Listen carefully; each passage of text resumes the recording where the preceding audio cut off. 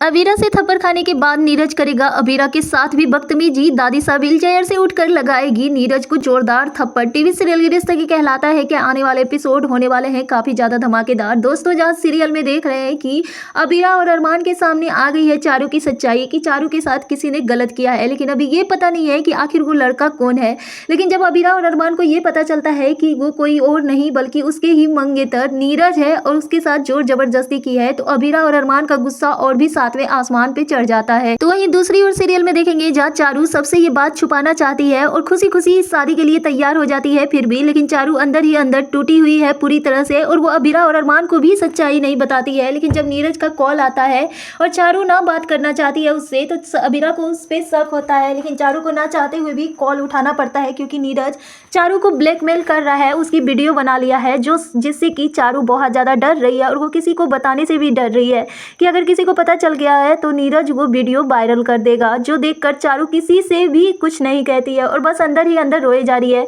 लेकिन ये बात को जब अबीरा को पता चलता है कि नीरज चारू को ब्लैकमेल कर रहा है और वो कोई और नहीं बल्कि नीरज ही है जो चारू के साथ गलत किया है, तो अबीरा चुप नहीं बैठती है। जब घर में पूरे परिवार आते हैं और अबीरा बताती है नीरज से कि चारू के साथ ऐसा कुछ हुआ है, उसे अकेले मिलने बुलाती है, तो नीरज का बात करने का तरीका ही अलग रहता है, जो सुनकर अरमान और अबीरा का नीरज पे गुस्सा फूटता है। लेकिन वो वहाँ पे कुछ नहीं कहती है। लेकिन पूरे परिवार के सामने जब नीरज आता है और फैमिली के सामने चारू की इंसल्ट कर रहा होता है और तभी अबीरा कहती है कि नीरज ये तुम ठीक नहीं कर रहे हो, और तभी वो कहता है कि आपने मेरे प्यार का मजाक उड़ा दिया, मैं तो बस चारू से प्यार कर रहा था, मेरा प्यार करने का तरीका ही यही है, लेकिन आपने पूरे परिवार को बताकर मेरी मजाक उड़ाई है, ये आपने बहुत गलत किया है। तभी अबीरा से ये बर्दाश्त नहीं होता है और वो नीरज के गाल पे एक चमाटा रख देती है, जो देखकर फूफा सा और पूरे परिवार के होश उड़ते हैं। लेकिन दादी सा को लग रहा है कि अबीरा ने बिल्कुल सही किया है, लेकिन अबीरा को थप्पड़ लगाते ही नीरज अपनी असली रूप में आ जाता है और अबीरा का हाथ पकड़ के अबीरा के साथ भी वही हरकत करना चाहता है। लेकिन तभी दादी सा